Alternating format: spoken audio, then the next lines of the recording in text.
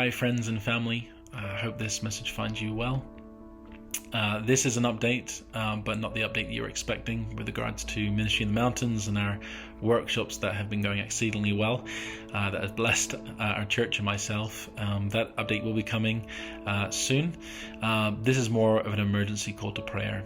Thank you to those who have written to us and been following with what's been going on here. First and foremost, we are safe and we are okay. Thank you for your messages. But there is a need for prayer. For those of you who don't really know what's going on and a little bit more detail on the ground, essentially last Wednesday our former president Pedro Castillo was removed from power for moral incapability. Essentially with his communist ideology, he has stolen large amounts of money from the government, among other things. One story of that kind of maybe sets the tone for frustration here in the country is he was at one of those events declaring that, well, one of those big checks, declaring that the government would be donating 4 billion soles, so close to £1 billion, towards children with cancer. Not one penny of that was given or can be shown supporting those children and families, which was a big hope, as you can imagine, for them and for their children. Mothers in tears, thankful, but it was a manipulation. And unfortunately during that time as well, one of those children has passed away. And so maybe that gives you an idea of some of the tone of what's being felt here and the frustration and anger among different communities.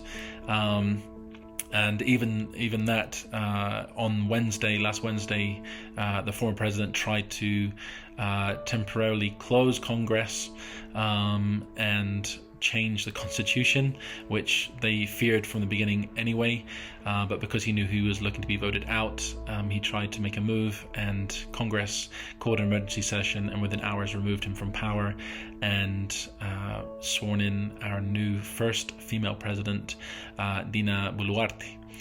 And so essentially with that being kind of the groundwork and the basis of what's been happening here the last week, essentially there's tension on numerous fronts. Two main parts, that is, he's being held, the former president, and looking to be tried for rebellion against the country. And so there are people who are aligned with him that are protesting because he tried to escape and seek asylum in Mexico, in the embassy in Lima. And also with regards to our new female president, they are protesting because she was not voted in by the people. And so with that, people have taken to the streets. Unfortunately, there have been a number of deaths, I believe at least a total of 7, 2 of which were teenagers, and due to results of protests. And essentially this has spread across the country, including here in Arequipa, which you may have seen on the BBC News yesterday. The airport was taken, vandalism taking place, causing large disruptions to flights in and out of the country, and unfortunately it's gotten worse here today. Just waking up early this morning, a stone's throw from my house, literally just half a block down the road, there are people walking, protesting in the streets, shouts, and even setting fire to tires and things like that. And even now, as I look across the city, there are about 6 towers of smoke across the city, which kind of strategically looks like they're hospitals and airports and places of transport. So please be praying for us.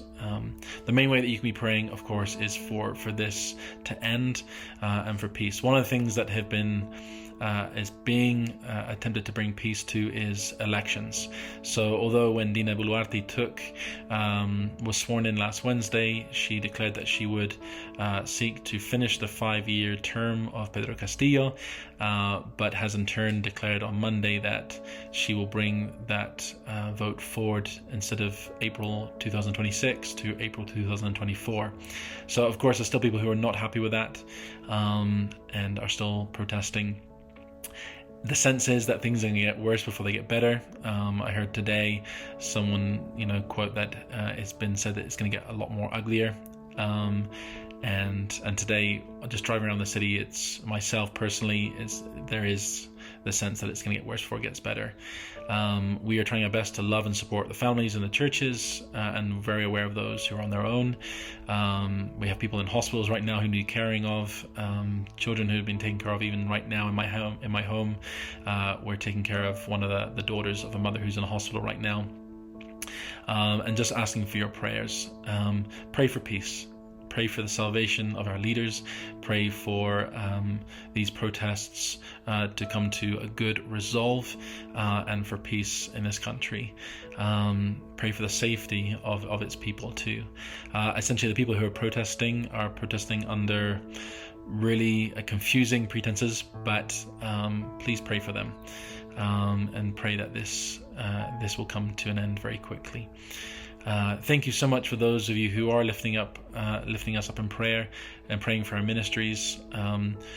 There are disruptions to our ministries, unfortunately, right now because of what's going on, and we're not able to make the plans we are going forward over Christmas as we would like to. But we pray there'll be quick resolve, and that we will be able to continue on with ministry and why God's called us here. So thank you and love to all of you. If you have any questions, just click on the email button below. Let us know how you're praying for us, or if you have any questions, I would love to try and answer those questions for you and help you in your prayers for us. So lots of love and hugs from us all, and greetings from our church. They'll be told that you're praying for them, and lifting them up in this situation here in Peru in prayer. So God bless, and we'll be in communication soon. Bye.